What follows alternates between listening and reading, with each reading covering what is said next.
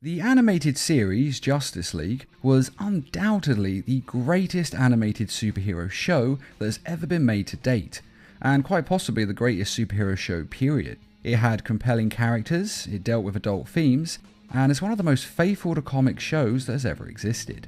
And one of the things I liked most about it was how dark it would get at times. Some plots had a rogue Amazon trying to wipe out every male on the planet in an act of viral weapon genocide, and some saw Green Lantern on trial for accidentally killing 3 million people, only to find out that it was a frame job. In fact, this is actually one of the hardest videos I've ever made, as there are just so many dark moments to choose from in a series that casually has Superman sold into slavery and made to fight to the death in a Roman-style arena. And although we all enjoy a happy and cheerful story, it's really the dark, twisted moments of a story that stick with us over the years. I'm mainly thinking of when little Simba found Mufasa's dead body. I mean, that is a dark moment that I still remember to this day, and it was actually a beautiful scene in a horribly tragic way. And so this video is going to go over the 5 darkest moments and storylines that the Justice League show has ever had. And when I say Justice League, I'm including both Justice League the Animated Series and the follow-up series Justice League Unlimited. I know some people consider them to be separate, but it was just a continuation of the same show with a slightly longer title, so I'm counting it. Aquaman cuts off his own arm. Now, I actually remember watching this episode as a kid, and to be honest, I found it kind of boring on the whole. That is, until the moment that Aquaman and his son are about to be killed by falling into lava. His brother Orm is attempting a coup of Atlantis, and so he has to kill the king and his heir.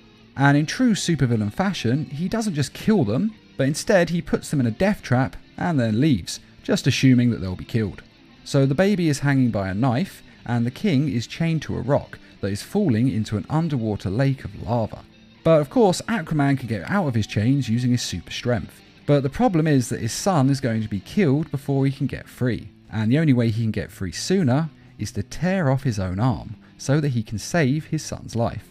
Now, a lot of fathers in media, and in real life, will sacrifice their lives to save their children, which is extremely commendable. But it's a lot easier to sacrifice yourself by having someone else kill you than it is to cut off your own arm. Death is worse, of course, I know, but actually having to slice off your own flesh like this would be insanely difficult. And it not only shows Aquaman's love for his son, but it also shows his immense willpower at being able to cut off his own arm.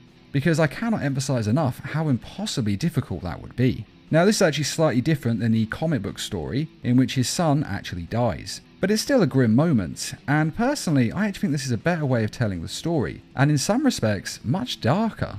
After all, everybody dies eventually. I do, you do, we all do. And really, it's nothing to be scared of. After all, the dead don't feel any pain, so once you're gone, it's pretty chill. But having to live in a body that's been deformed, and deformed by yourself no less, well, that's a true punishment, and a daily reminder of what happened. And the fact that Aquaman can make this sacrifice truly shows how much he loves his son. Injustice. This is one of the darkest and best stories in not only this show, but any superhero show period. First, we have Superman using his heat vision to murder Lex Luthor so that he never commits a criminal act again. And then we have the Justice League turning into the Justice Lords and taking over the governments of the world and instigating a totalitarian order with them in charge. But in my opinion, the worst moment is what Superman does to Doomsday. When Doomsday lands in Metropolis and fights the Justice League, Superman isn't doing that well in the fight, so he decides to blast his heat vision into Doomsday's skull, not killing him, but instead melting his brain and giving him a lobotomy. And the reason this is worse, in my opinion, is because we actually see it. Whereas Lex Luthor dies off screen, and we time skip the Justice League taking over the world. But we watch as Superman causes brain damage that leaves someone a mindless vegetable. It is true that thanks to his abilities, Doomsday eventually regenerates his brain, yes, but there's no evidence to suggest that Superman knew that that would happen. As far as we see, Superman just decides to mentally handicap someone because he looked dangerous and he thought the fight would be a bit more difficult than he was expecting. And yes, Doomsday is extremely dangerous and Superman could very well have lost, but Superman didn't really know that at the time, and there were other ways he could have dealt with this, ways that wouldn't have left Doomsday a vegetable. And then later, in this alternate Superman's home universe, we see the villains of Arkham Asylum, and both Poison Ivy and the Joker have identical burn scars from Superman's heat vision, and it becomes very clear that if anyone steps out of line, then Superman just heat visions them a lobotomy. A man with the power of a god who will melt your mind if you step out of line, so you can't ever step out of line again. I mean, that's a pretty chilling thought, and is actually rather reminiscent of the Red Sun Superman. Ace dies of an aneurysm. The show Batman Beyond was cancelled, and the final episode of the show wasn't actually written to be the show's finale, as the writers didn't realise that it would end up being the final episode. So this episode of Justice League Unlimited was written to be the final episode of the show Batman Beyond, hence why it's called Epilogue. And in the story, Amanda Waller explains that she had Terry McGinnis' father injected with nanites during a flu shot that destroyed his reproductive material and replaced them with a copy of Bruce Wayne's. So she basically destroys his testicles and replaces them with another man's, which is insanely messed up. And I actually like to think that this episode is why so many conspiracy nuts think that flu jabs are bad for you. And she has this done because Batman was getting old and never had a son of his own. So she decides to create him a son, though for some reason she doesn't count any of the Robins. And Amanda Waller also tells Terry McGinnis the story of how she wanted Batman to murder a little girl who was named Ace. This is because Ace has psychic powers and she's about to die of an aneurysm. And when she does, she might kill every person for miles with her brain. She might not, they don't know for sure, but they don't want to take the risk. So Batman plays along, but he doesn't actually intend to kill Ace. Instead, he just sits with her and keeps her company while she waits for the inevitable. And then we see Batman carry out the corpse of a small girl who was abducted as a child and moulded into a psychic weapon for the government, which is a very disturbing form of child abuse. And the scene before this is actually beautiful, as we watch Batman and Ace bond over being cheated out of their childhoods by others. And then it's insanely haunting as we see him carrying out her lifeless form. It's a dark moment that also touches the heart, and that means that it definitely deserves a place in this list. The Question is tortured. Later on in the show, the Question actually hacks into Cadmus' files, and he finds out that the Injustice universe isn't actually an alternate reality, but it's actually a time loop. Meaning that in the future of their universe, Luthor will become president, and Superman will end up killing him, and the Justice League will take over the world. So in order to stop this from happening, the Question decides to murder Lex Luthor. It's the only way that he can see to save the world, because he's a crackpot, so no one's really going to care that he killed him, and it won't endanger the Justice League. And it'll stop Superman and the rest of them from going crazy and taking over the world.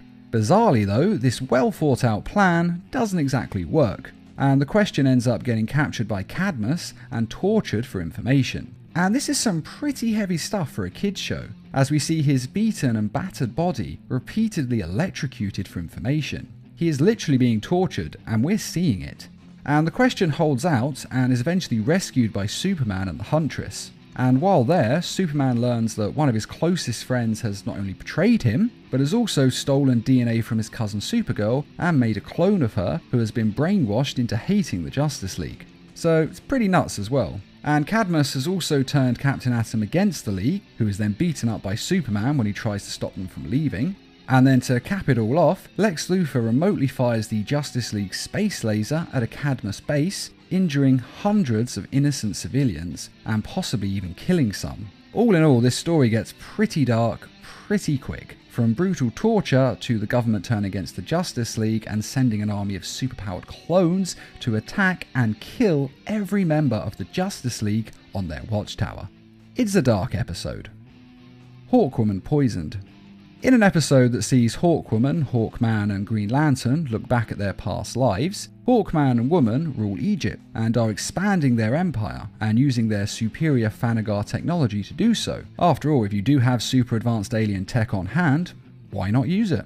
And everything is going great, except that Hawkwoman wants to have a child, and Hawkman wants to wait until the empire is finished, as he needs to focus on that and not on a child. Basically, he's focusing too much on ruling and his work and neglecting his wife. And so his wife and his best friend, whom is of course the future Green Lantern, start spending more time together.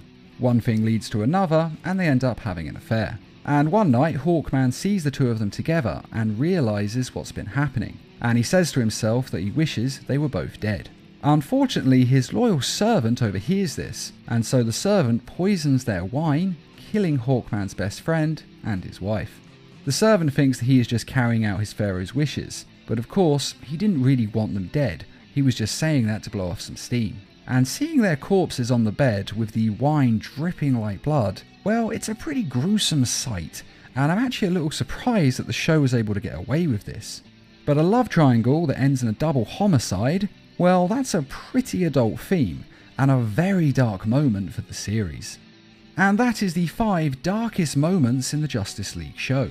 And I do just want to say again that this actually is one of the hardest videos I've ever made. Seriously. Because there are just so many dark moments to choose from in this series. I mean, it is a fantastic show. And when you actually look at the content of the series, almost every episode has a moment which could have been on this list. But the 5 I mentioned are the 5 that I felt were the darkest. Not just due to the events of the episode, because like I said, there was an episode where Superman was sold into slavery. But weirdly, that's actually not that dark, because although the plot of it is dark, the tone in which it's represented wasn't that bad. And it's the tone that they strike with each of the episodes that really shows how dark they are.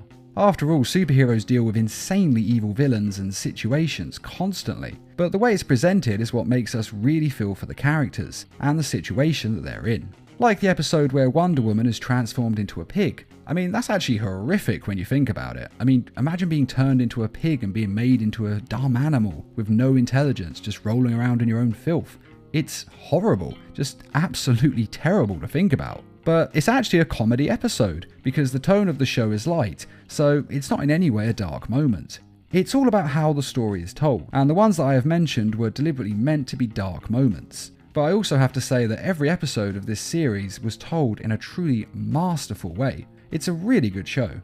But if there are any moments that you feel were worse and that you think should have been on this list instead, then please let us know in the comments, as I think we'd all like an excuse to talk about this show. And I'd just like to say a quick thank you to those who made this video possible by donating to the Needle Mouse Productions page on Patreon. And as always, thanks for watching, and feel free to subscribe, share, like, and comment.